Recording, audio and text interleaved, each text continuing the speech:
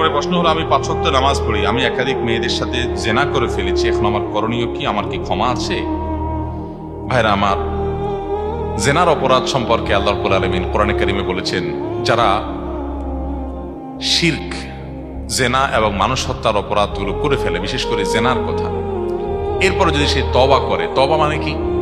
সে অন্যায় থেকে ফিরে আসছে, আর কোনোদিন ওইটার ধারে কাছে যায় নাই, সংকল্প করছে আর কোনোদিন করবে না, পাক্কা প্রতিজ্ঞা করে যদি সে ফিরে আসে, আল্লাহ রাব্বুল আলামিন তাকে ক্ষমা করেন। শুধু ক্ষমা নয়, কোন কোন ক্ষেত্রে শর্ত সাপেক্ষে ওই ব্যক্তির অপরাধকে মাফ তো করেনি, ওই জায়গায় সওয়াব দিয়ে আল্লাহ তাআলা পরিপূর্ণ করে দেন।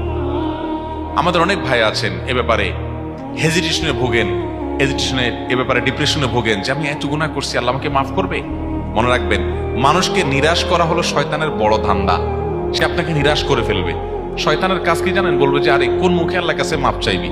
তো তোর কি মাপ চাওয়ার মুখ আছে? এত আকাম করছস, থাক, চালায় যা। হাসতেছেন? এটাই বাস্তবতা, এটাই বাস্তবতা। মদিনা এয়ারপোর্টে আমাকে একলে ব্যক্তি ধরছে এরকম একটা প্রশ্নের জন্য। দেখা হয়েছে হঠাৎ করে এয়ারপোর্টে, বলো যে ভাই অমুক গুনাহ করার পর আমি শুনছি যে এটা আল্লাহ মাফ করবেন না। আমি গুনাহটা ছেড়ে দিয়েছিলাম, কিন্তু পরে মদ খাইতে যে আমি এখন আবার শুরু করছি, শুনছি যে মাফ হবে না। এটা শয়তান করে ভাই। এই জন্য আল্লাহ তাআলার কাছে ক্ষমা নাই এমন কোন অপরাধ। আরে ভাই, শিরক করার পরও যদি কেউ তওবা করে, মাফ হবে কি হবে না? হবে। তাহলে জেনা করলে মাফ হবে না কেন? তবে হ্যাঁ, তওবাটা তওবার মতো হইতে হবে।